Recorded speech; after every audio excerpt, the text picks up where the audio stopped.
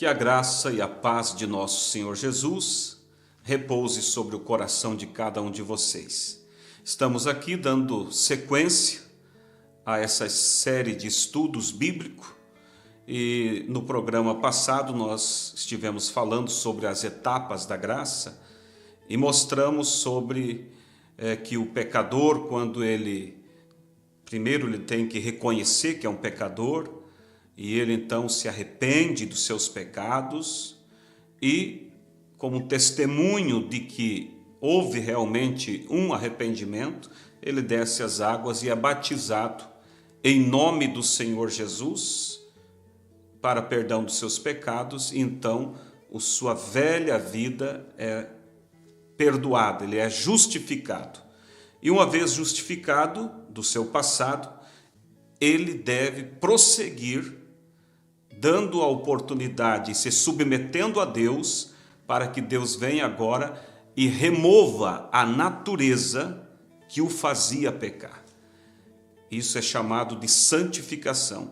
E uma vez a pessoa sendo santificado, abre espaço então para que nasça uma nova natureza, que é chamada de o novo nascimento. E, sendo nascido de novo, abre-se o espaço, então, para o batismo do Espírito Santo, que é quando Deus vem e sela esse novo espírito, essa nova natureza no homem. Agora, deixa eu abrir um parênteses aqui, rapidinho, antes de seguirmos. Quem sabe alguém pergunta assim, bem, então o Espírito Santo só vai vir sobre mim lá na última etapa. Não, entenda-se que todas essas etapas, tudo é obra do Espírito Santo. Se não for o Espírito Santo, você nem se arrepender, vai se arrepender de seus pecados. Se não for o Espírito Santo, você não vai conseguir se santificar, se limpar da velha natureza. A questão é que, durante esse processo, o Espírito Santo está trabalhando, moldando em você um caráter. E quando você chega nessa etapa final de que recebeu uma nova natureza, aí então o Espírito Santo que estava trabalhando vem e sela esse novo espírito. E aí a Bíblia diz que está selado até o dia da redenção. Por isso que o cristão deve almejar ir até o selo, porque se ele não vai até lá, corre o risco de o inimigo entrar na vida dele e o levar totalmente de volta a caminhos piores.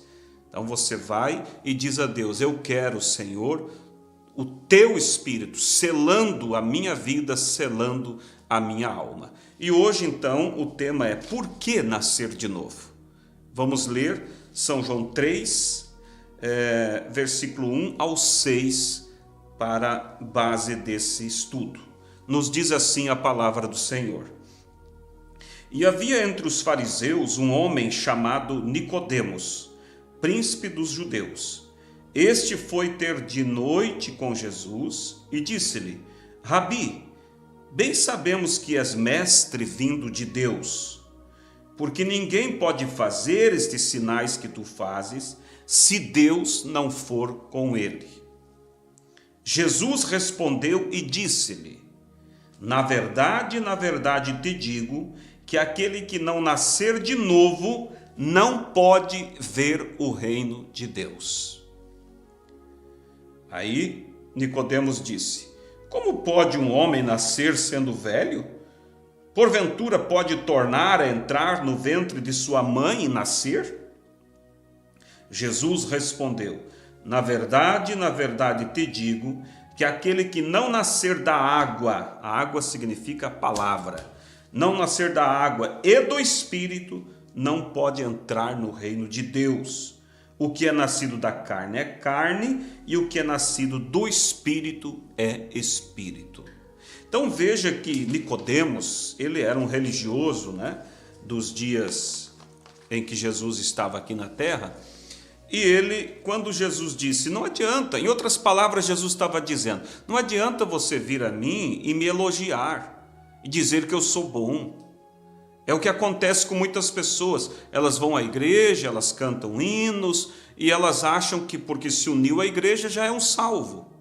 Jesus estava dizendo ali em outras palavras, não adianta você vir e se unir à igreja e achar que está tudo bem. Você precisa nascer de novo. Nicodemos não entendeu o que significava isso. Mas nós já falamos no programa anterior, né, que nascer de novo é quando morre a velha natureza, a natureza do pecado, porque assim, o homem já veio ao mundo alienado, ligado à natureza do pecado. Por quê? Porque pela forma que nascemos, nós já nascemos por uma via pecaminosa, que nós fomos gerados em razão do sexo, que é o pecado original. Então a pessoa já nasce ligado, vamos dizer, com o DNA do pecado nela. E se ela não nascer de novo, ela nunca poderá ser de Deus. Nunca poderá ser de Deus, porque Deus jamais vai, é como um homem, por exemplo, ele não vai querer se casar com uma mulher que tem marido vivo. Por quê? Porque se ela tem marido vivo e ele se casa com ela, a Bíblia diz que ele é adúltero. Entende? Então, para Deus se casar conosco, para Deus nos tomar como parte dele, precisa nós se livrar do velho marido, vamos dizer, que é a velha natureza, que é a natureza que nós já nascemos com ela, que é a natureza do pecado. Entende?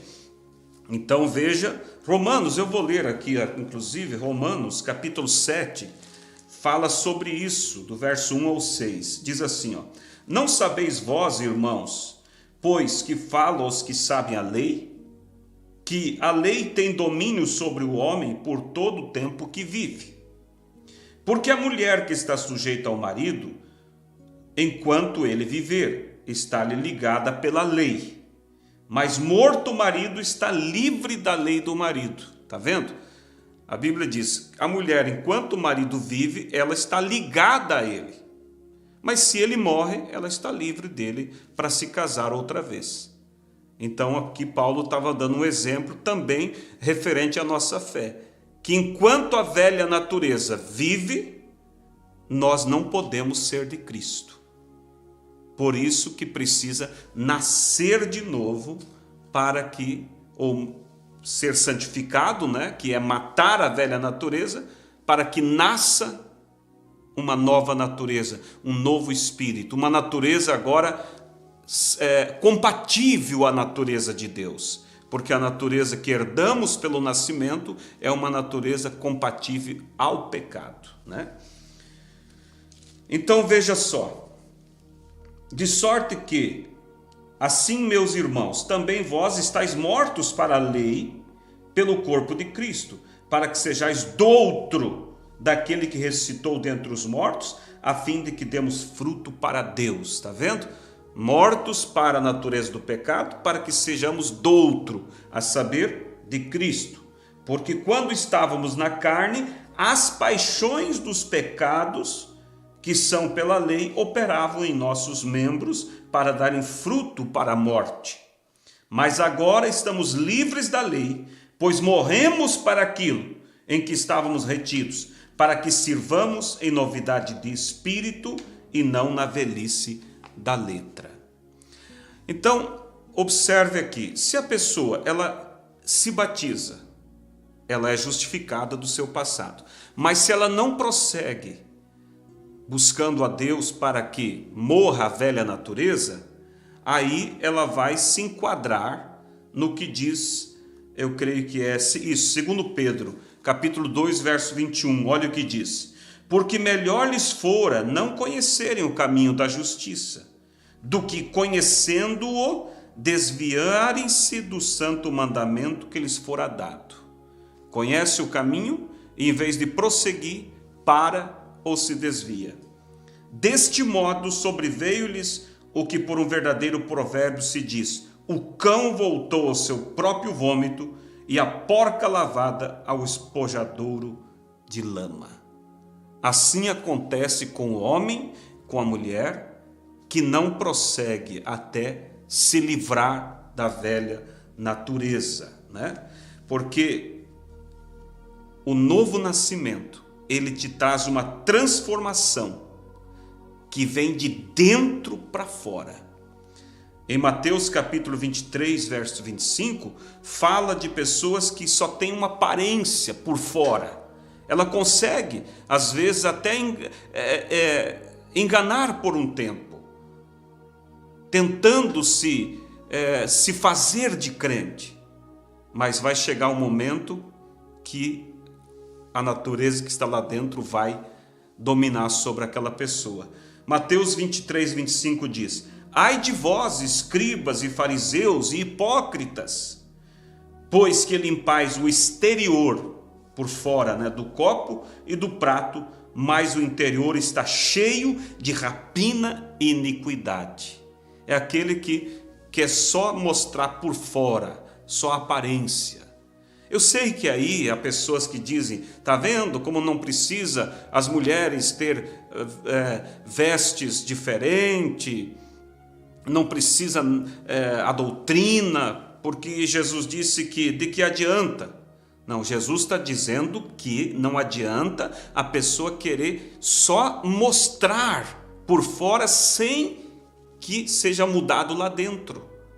Porque se só mostrar por fora sem a mudança lá dentro, amanhã ou depois aquela natureza lá dentro volta a dominar sobre ela. O que Deus quer é que haja uma natureza dentro que expresse por fora. Entende? Então veja, fariseu, cego, limpa primeiro o interior do copo e do prato, para que também o exterior fique limpo. Ou seja, nasça de novo, seja santificado. Ai de vós, escribas e fariseus hipócritas, porque sois semelhante aos sepulcros caiados, que por fora realmente parecem formosos, mas interiormente estão cheios de ossos de mortos e de toda a imundícia. Assim também vós exteriormente pareceis justos aos homens, mas interiormente estáis cheios de hipocrisia e de iniquidade. Então, por que nascer de novo? Para que seja mudado de dentro para fora, para que seja livre da velha natureza, para então ser do outro marido, a saber, Cristo. Morreu o velho marido, o pecado, e nasceu uma nova natureza, e agora você pode então ser de Cristo. Ezequiel 36, 24 fala sobre isso. Diz assim: e dar-vos-ei um coração novo. Coração novo fala de conversão, coração crente. Dar-vos-ei um coração novo, e porei dentro de vós um espírito novo. O que é esse espírito novo? É a nova natureza. E tirarei da vossa carne o coração de pedra, e vos darei um coração de carne. Esse é o propósito de Deus.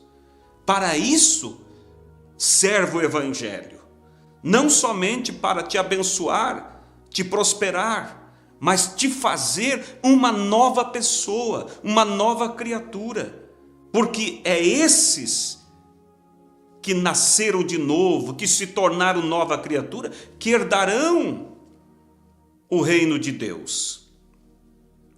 2 Coríntios capítulo 5, verso 17, diz assim, assim que, se alguém está em Cristo, nova criatura é. As coisas velhas já se passaram e tudo se fez novo. Esse é o objetivo do Evangelho. Fazer daquele que mentia, não mentir mais. Do que roubava, não roubar mais. O que adulterava, não adultera mais. O que cobiçava, não cobiça mais. Por quê? Porque morreu aquela velha natureza, nasceu um novo espírito agora, e agora você pode ser de Cristo, porque você já está livre do velho casamento que você tinha com o pecado.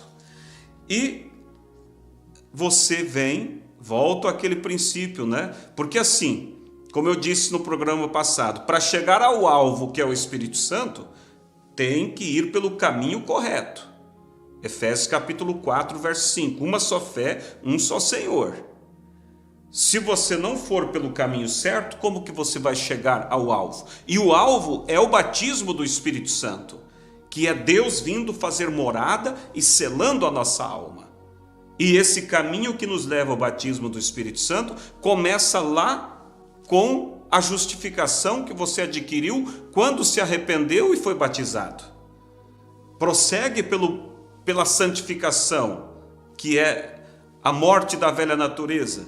Segue ao novo nascimento, que é isso que falamos aqui, e então aí você está pronto para receber o Espírito Santo em você. Lucas 24, 49 diz: Eis que sobre vós envio a promessa de meu Pai. Ficai, porém, na cidade de Jerusalém, até que do alto sejais revestidos de poder. O que é que nos reveste de poder? É o batismo do Espírito Santo. E por que precisamos tanto dele? João capítulo 13, verso 13 diz: Mas quando vier aquele Espírito de verdade, ele vos guiará em toda a verdade. O Espírito Santo, selando a nossa alma, é como que o condutor que conduz a nossa vida. Aí é como disse Paulo: já não vivo mais eu, mas Cristo vive em mim. É Ele crendo, é Ele vivendo o Evangelho, é Ele caminhando em toda a verdade. Mas quando vier o Espírito de verdade, Ele vos guiará em toda a verdade. Porque não falará de si mesmo, mas dirá tudo o que tiver ouvido, e vos anunciará o que há de vir. Em Ezequiel, voltando, antes citamos a primeira parte, que diz que Deus tiraria o coração de pedra, daria um coração de carne e daria um novo espírito, que é a nova natureza, né? Um novo nascimento. Depois que recebe o novo espírito, Ezequiel 36, verso 27 diz: E porei dentro de vós o meu espírito. Quando que o Espírito Santo vem? Depois que você recebeu uma nova natureza. E porei dentro de vós o meu espírito, e farei que andeis nos meus estatutos, e guardeis os meus juízos, e os observeis. A Bíblia mostra que a pomba, ela é o símbolo do Espírito Santo. Por que é que Deus usou a pomba como símbolo? Porque a pomba é um pássaro muito meigo, assim como o Espírito Santo é, muito puro. E mais, a pomba não tem fel. Já os outros pássaros têm. O corvo, por exemplo, tem. Por isso que o corvo pode comer carniça, porque o fel vai ajudar a digerir aquela carniça.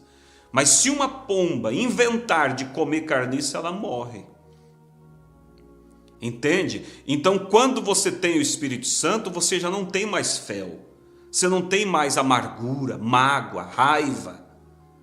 Você sabe perdoar. O Espírito Santo faz isso em você, te leva a amar até mesmo teus inimigos.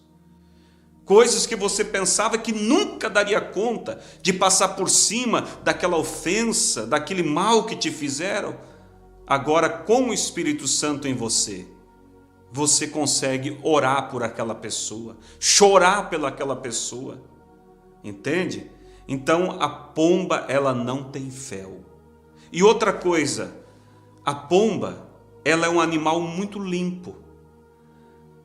Não porque ela vai lá na água e toma banho na água, não. Ela tem um óleo que sai de dentro para fora, e aquele óleo, ele fica ali entre a pele e a pena.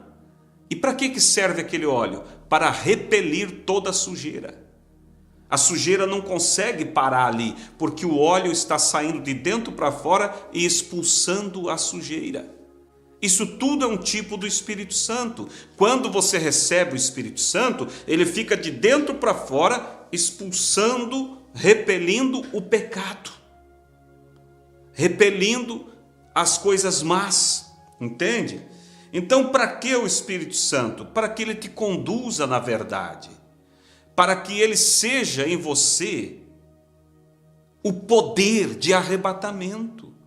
Porque quando acontecer o arrebatamento, será um poder que nos tirará da terra. Mas este poder, ele já estará dentro do cristão. É como a pólvora, ela está dentro ali do foguete, por exemplo. O que faz o foguete soltar aquelas luzes é quando você acende aqui o estupim e ele vai explodir algo que já está dentro, entendeu? Então, quando chegar o momento do arrebatamento, Deus acionará o Espírito Santo que já está dentro de você, e isso causará um grande poder que te arrancará da terra. Por isso nós precisamos do Espírito Santo, porque sem ele não há como ser arrebatado. Pode ser um membro de igreja, pode ser uma pessoa até boa. Olha lá em Mateus 24, ou melhor, Mateus 25, né? Fala sobre as 10 virgens. 5 delas eram loucas. Loucas não na questão mental, loucas pela atitude delas. E o que caracterizou aquelas virgens loucas foi porque elas não buscaram o azeite de reserva. E quando o noivo veio, elas correram para comprar azeite. Mas o noivo levou as que estavam prontas e elas ficaram. Esse é um tipo da igreja, pessoas que estão na igreja, mas não prosseguiram até receber o Espírito Santo. E acabarão ficando fora do arrebatamento. Por quê? Porque dormiram, ao invés de buscar, de desejar. E você diz, mas será que eu mereço? Não, o Espírito Santo não é pelo meu merecimento. É pela justiça de Cristo. Tudo que eu tenho que fazer é desejar, é querer. Jesus disse, se vós que sois maus, sabem dar boas coisas a vossos filhos, se o teu filho pedir um peixe, você não vai dar uma serpente? Se teu filho pedir um pão, você não vai dar uma pedra? Jesus disse, se vós que sois maus, sabeis dar boas coisas a vossos filhos, quanto mais o vosso Pai que está no céu vos dará tudo o que vocês desejarem. E ele diz, dará a vocês o Espírito Santo para aqueles que pedirem. Então, saiba que Deus está muito mais interessado em te dar o Espírito Santo do que você mesmo em receber. Tudo que você precisa é dizer, Senhor, eu quero. Se colocar na presença de Deus, desejar, pedir, bater na porta, né? E esse Espírito então vem para selar. É como um vagão, né, de trem. Eles carregavam antigamente as mercadorias e depois vinha o inspetor, olhava, está tudo ok, tudo está arrumadinho, ele fechava a porta e colocava um selo. E aquele selo dizia que a carga estava ok. E então a carga estava liberada para viajar até o seu destino. O Espírito Santo é esse selo que vem e sela a nossa vida, dizendo, tudo está pronto para quando chegar a hora ser arrebatado, né? Efésios capítulo 4, verso 30 diz, olha só, e não entristeçais o Espírito Santo de Deus, no qual estáis selados para o dia da redenção. Que coisa gloriosa, a pessoa está selado para o arrebatamento. Nada vai poder barrar aquela pessoa. Você diz, essa pessoa não vai ter luta? Tem lutas. Ela não vai ter tentação? Tem, até Cristo foi tentado.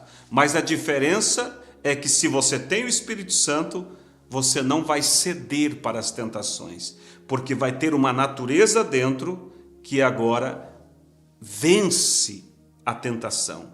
Antes a tentação vinha e a pessoa acaba cedendo, se envolvendo. Por quê? Porque a tentação vinha e encontrava dentro da pessoa a natureza igual. Mas quando você recebe o selo do Espírito Santo, o diabo até te tenta, mas não consegue te atingir, porque dentro de você tem uma natureza que é contrário à tentação. Então não há uma ligação. E se em algum momento você tiver um tropeço, imediatamente o Espírito Santo não te deixa em paz até que você não volte atrás e peça perdão. Então, meu querido amigo, querido irmão, querida irmã, esse é o alvo que o Evangelho nos leva. É isso que nós precisamos. E eu espero que nesses estudos você realmente possa estar aprendendo para que se submeta aos ensinos da palavra e tenha o direito dessas bênçãos tão gloriosas. Deus abençoe, e no próximo programa eu vou falar sobre o batismo verdadeiro, bíblico. Porque se queremos chegar ao Espírito Santo, temos que vir pelo caminho que nos conduz a esse alvo. E se não tiver o batismo correto, você vai ter que voltar e acertar lá o batismo para que chegue então e tenha direito ao Espírito Santo. Até o próximo programa, então, quando estaremos estudando por dentro das Escrituras sobre o batismo bíblico e apostólico, que é o início da caminhada que nos levará a esse destino tão glorioso, que é ser selado pelo Espírito Santo. Deus os abençoe.